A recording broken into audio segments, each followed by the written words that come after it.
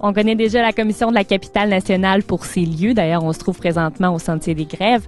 Mais saviez-vous que la commission de la capitale nationale éditait plein de livres, des livres magnifiques?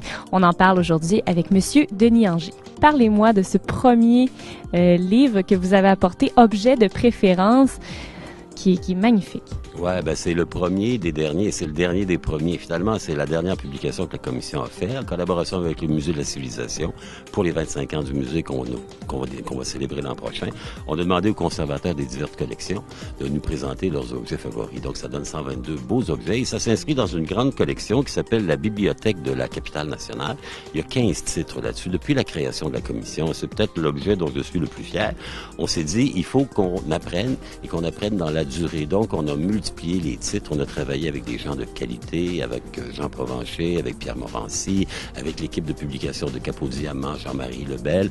Finalement, on a fait une espèce de survol de l'histoire de Québec, des héritages de Québec, des événements de Québec. On est en train de travailler actuellement avec Marc Durand sur l'histoire des Bulldogs qui avaient gagné la Coupe Stanley 2 fois il y a 100 ans. Alors, la Coupe Stanley, elle est venue à Québec, souhaitons qu'elle y revienne un jour.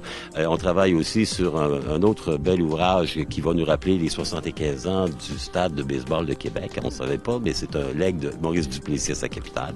Donc, on a publié une quinzaine de beaux ouvrages dans cette collection-ci et une quarantaine d'autres ouvrages en collaboration avec les publications du Québec.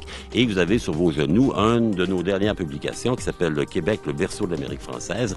C'est une série de guides qu'on a appelés les guides Mendel. Mendel en l'honneur de David Mendel, qui est le fondateur des Visites Baillarger. Donc, c'est un amant de Québec, c'est un grand enthousiaste.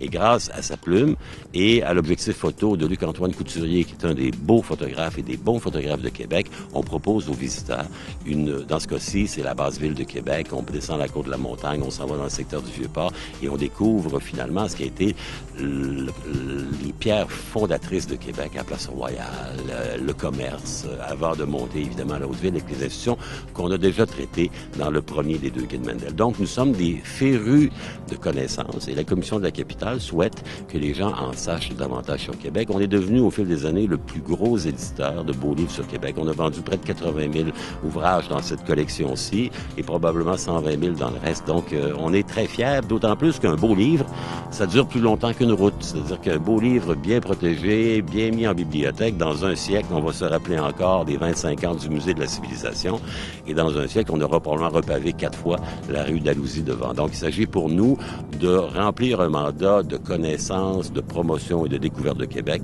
à travers un produit qui est autre chose qu'un immeuble, qu'une promenade Samuel de Champlain, qu'une fresque murale ou qu'un éclairage architectural. Donc, bienvenue aux amateurs de lecture dans les collections de la Commission de la capitale nationale du Québec.